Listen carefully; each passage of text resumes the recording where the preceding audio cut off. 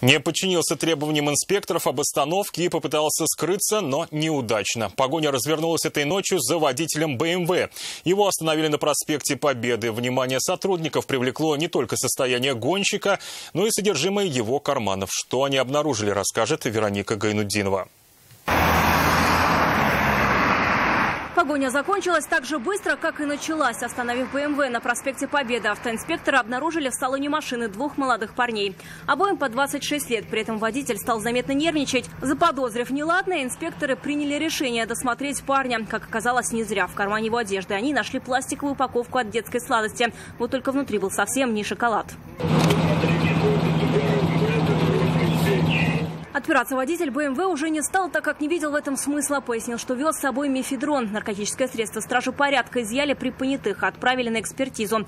У пассажира, который приходился шоферу-одноклассникам, ничего не нашли. Он уверял, что о криминальных забавах своего товарища ничего не знал. А машина чьего, одноклассника? Да. Вы говорите, то, что вы не причастны к этому, да? Это не ваша. А куда ехали вы с ним? Ну, его же нашли. Водитель БМВ ничего в свою защиту говорить не стал. Видимо, настроение было не из лучших. Вы можете что-нибудь сказать?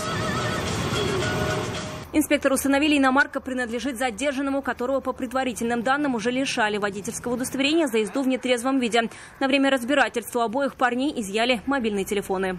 Так, один телефон пассажира упакован в один пакет. Также целостно смотри.